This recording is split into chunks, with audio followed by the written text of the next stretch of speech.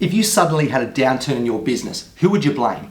Would you blame market conditions? Would you blame someone else? Or would you simply blame yourself? Now today, I'm going to show you why you need to hold yourself to account no matter what, the things that you need to do to be accountable for in your business, and lastly, 5 simple steps on how to take ownership and be responsible for everything that happens in your business, no matter what.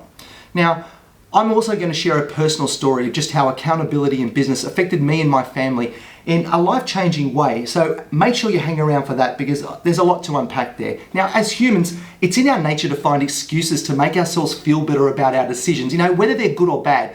But when do these excuses start to hinder our business growth, okay? Now, if you want to have a thriving business, then the blaming has to stop, period. Actually, hang on a second, let me rephrase that. You should only blame yourself, it's your fault. Now, I can already hear, the backlash of what I might get for saying this. Things like, how could it be my fault when I had a bad run of luck? Or I was owed a heap of money and I didn't get paid? Or I was sick and, you can see where I'm going with this, right? But either way, it is your fault. It was your fault for when things went well, and it's certainly your fault when things go bad. Now, the buck completely starts and ends with you. And it doesn't matter what the reasons are for when things go well or go bad. No one is going to remember the reasons why. All they'll remember is whether you're still in business or not.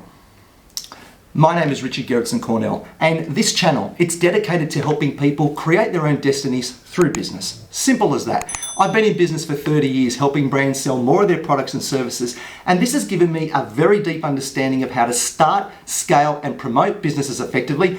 But more importantly, I will show you how to cope and succeed in your business journey whilst enjoying it along the way. So let's get into it. Why you need to hold yourself to account no matter what.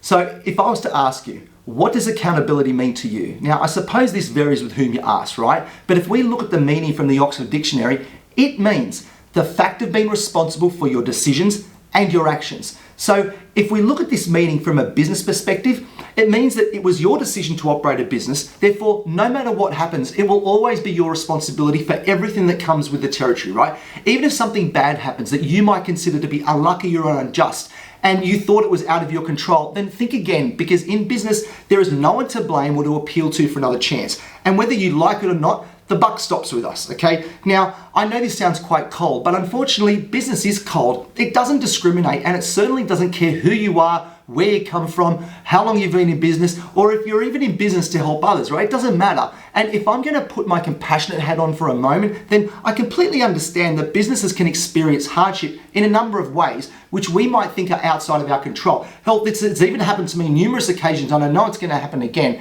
And the first example that comes to mind is the impact that COVID had on the world, right? And how many businesses failed as a result from the lockdowns. It was a time of complete and utter uncertainty for everyone. Literally overnight, we saw the devastating effects from people getting sick to millions of people dying from the outbreak. Now, I'm sure that it was a time that none of us will ever forget. And whilst we were all coming to grips with the pandemic, we were also trying to navigate our way through lockdowns and understanding the new norm for work and what that was to look like. Now, if I can use my own experience here, right? In my digital marketing agency, we were fortunate enough to be able to work from home. My guys simply picked up their computers and they all worked from home for extended periods of time. And even during that time of uncertainty, my business was fortunate enough to be able to pivot and work remotely. However, this didn't come without its challenges because my business relied on promoting other people's businesses, products and services, and we experienced many client drop-offs because their business simply couldn't operate. And as a result, some of them closed their doors, and this affected our business as well. But on the flip side, we saw many of our clients enjoy huge increases in sales as they were able to quickly pivot to sell their products and services online. And we all remember how as consumers, we spent more on consumer goods in that time than ever before. We just kept buying up big because all of a sudden we had more money to spend because we couldn't go anywhere, we couldn't go to restaurants. Basically we were limited to how we could spend our money. So we had more money to spend online, and the delivery drivers were still able to deliver our goods because there was no human contact, okay? But whilst this was good for my business, it wasn't good for the businesses who operated bricks and mortar stores where they couldn't operate from home or they weren't able to sell their goods online. And if I was to give you a personal story of how COVID affected my family, it was a time that my younger brother had just opened his second coffee shop in Sydney CBD, right? He had a thriving business and his first coffee shop was killing it. It was bursting at the seams. He not only served some of the best coffee in Sydney, he also sold toasties, which were well known in Sydney, and they were unique, delicious, and his store became a destination for travelers and interstate business people who made sure they came to his shop when they were in Sydney for business. He had massive plans to open more stores everywhere, and that was his dream, right? Well, he was only 3 weeks after he opened his second store and COVID hit, and Sydney was completely shut down and it was closed for nearly 6 months. Now, not only could no one go to the city, he couldn't go to his store, and as a result, he lost his business. To this day, it was one of the most traumatic times he and my family experienced, because what made matters worse was the guilt that I had with my business being able to weather the storm, and not just weather the storm, it was some of our most profitable months that we'd had in decades, and seeing my brother go through this seemed unfair and unjust. It was an absolute nightmare and something I will never forget. So what could my brother have done differently? Well, in this case, it was nothing much. His story was like thousands of others that never saw COVID coming. No one in our generation had experienced anything like this before, and as a result, he wasn't able to prepare for this tragedy sooner. However, if we look at other businesses like his who were able to survive, they had enough money behind them and they were able to pick up from where they left off when they were allowed to go back into their shops. But unfortunately, this wasn't the case for the majority of shop owners in Sydney. So was this my brother's fault? Well, no. Could he have done things differently to survive? Maybe. Was he responsible for his businesses going under? Yes. Is it fair to blame him for his business going under? Well, yes and no. But what is fair and just compared to what is the reality are two totally different things, right? And this is where accountability comes into play. As unfortunate as this time was for him and everyone else who experienced hardships, the sad reality was that if you're in business, then you're the one who was responsible for success or failure. You're the one whose name is on the lease. It's you who has to answer to creditors or shareholders. It's you who has to answer to the banks. It's you who has to accept the consequences that are either good or bad. And the sooner we as business owners understand and accept the cold, harsh truths of what accountability actually means, the sooner we can identify how to mitigate risk, take ownership, and ultimately create a business which can stand the test of time. So first takeaway here, be accountable and understand what accountability really means. And if we look back to see what we could learn from COVID, then this opens up a mountain of new opportunities by way of being able to create business which is COVID proof, right? But this is a video for another time, which I will create and dive into the world of business models, which can operate regardless of what the environment throws at us. So make sure you subscribe to this channel so you can be the first to be notified when I drop that video, okay? What do you need to be accountable for in your business? So first things first, know your numbers. Now, I've said this before and I'll say it again. You need to know your numbers. And what I mean by this is that you need to know how much your true costs of doing business are. Being able to make more than you spend is vital to having a successful business. And the business owners who I can identify this, they will know how to operate, and especially through bad times, they'll be able to quickly pivot or adjust their business to ensure they can weather rocky roads ahead. And it doesn't matter what type of business that you operate, if you know your numbers, then you will not only succeed, but you'll be able to sleep better at night. Now, trust me when I say this, knowing your numbers is probably the most important element you need to be accountable for in the whole bigger scheme of things. Now, be sure to check out a video I made on this topic of how I make a budget and stick to it. Now, here you can learn how to keep an effective budget to know what your true costs of business are. So it's really important and really worth watching, okay? So look out for that one. Marketing communications. If you know how to promote your business correctly, then you will enjoy ongoing awareness and opportunities for sales, right? And I don't mean that you just need to know how to use the marketing platforms effectively. I mean that you need to know where your potential customers are consuming content from, and most importantly, understanding the type of communication and language that your customers would resonate with the most. Now, if you have a solid marketing strategy that includes, appropriate budgets, communication pieces, and timing schedules, then this is a great way to be in control of your voice to market and ultimately the foundation for attracting potential customers to your business. So also be sure to check out a video that I made on this topic, Why Marketing Matters More Than Ever, where you can learn the 5 most common marketing techniques to help you promote your business effectively. Because if you do this properly, then you will do well. I can promise you that.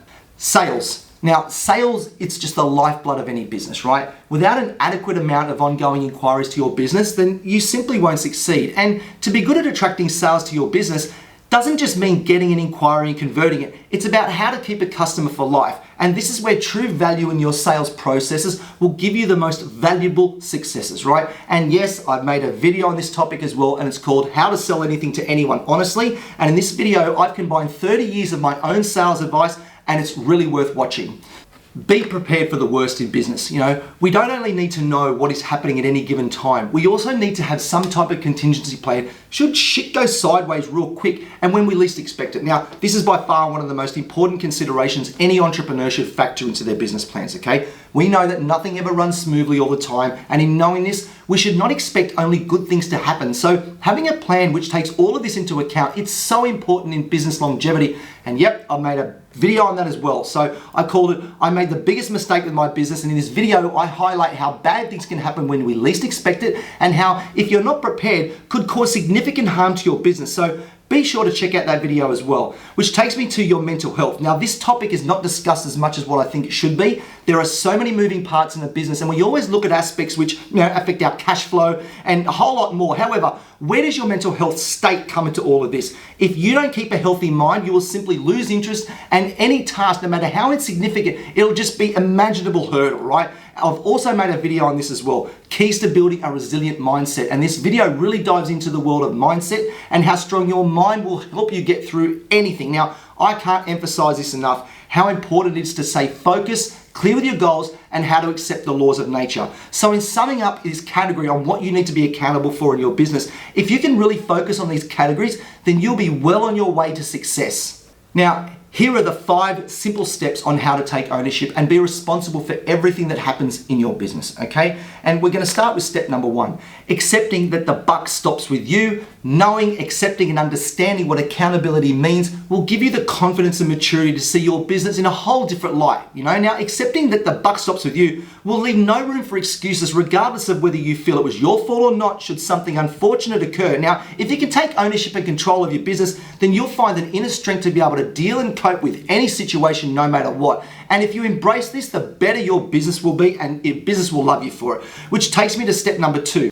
Understand every element of your business. Know what can go wrong, leave no stone unturned in knowing your business. As a business owner, it's vital that you know every element of your business like the back of your hand. If you have areas of your business that you're not sure about or how to manage effectively, then learn it quickly before it's too late. Again, this comes back to accountability and how your ability to be prepared for anything which may present itself is key to a thriving business. Which takes me to step number 3. Implement an action plan for disaster. Make your business COVID-proof. Be prepared for a disaster at a moment's notice. Now, I know this sounds impossible, but if you can create a COVID-proof plan that will be able to ensure your business operates in dire situations, then you'll have a bulletproof business. Now, see what steps you can take to be able to sell your products in very challenging times, and look at the different scenarios with operating with smaller teams, operate with increased costs. If you can see how these will look in a variety of situations, then you won't be caught off guard should something terrible happen. And for me, this is one of the most important steps in accountability, because after seeing what the pandemic did to businesses globally, then I'm sure no one wants to go through this again. So it's important to learn from history to see how we can improve and stay afloat.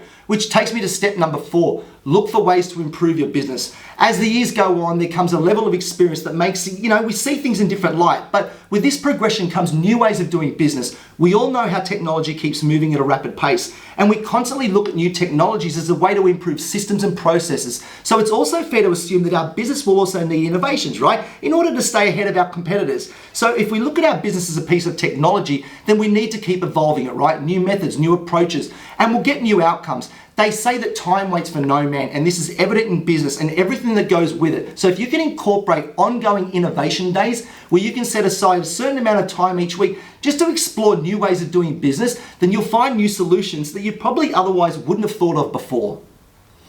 And last but certainly not least, step number 5. Don't compromise on your expectations, of yourself and your team. Being your toughest critical taskmaster is the final step in how to be accountable in your business. Now, remember, if you don't do it, then how can you expect your team to do it? You need to set the tone for what you expect from yourself and others in your business. Set clear boundaries and expectations, but more importantly, set processes for how your expectations can be managed. Lead by example and ensure that your entire team is on the same page. If you can implement this structure effectively, then your business will be efficient, accountable, and it will also be successful. So don't settle for mediocrity, because if you do, then others will expect the same, mediocre, and this will be very detrimental to your brand. So let's quickly summarize the key points here. 1, only you are responsible for your business. 2, know every part of your business. 3, create a COVID-proof business plan. 4, constantly refine your business processes. And 5, don't compromise on your expectations. So if you're serious about your business, then follow these steps on how to be accountable, and I can assure you long-lasting success. Now, this wraps up my video today. I thank you very much for watching. Let me know in the comments below how you hold yourself accountable in your business, as I would love to read them. Also, please subscribe if you'd like to see more videos like this, as I would really appreciate it. I have a heap more coming. So thanks again for watching, and I'll see you in my next video. Cheers.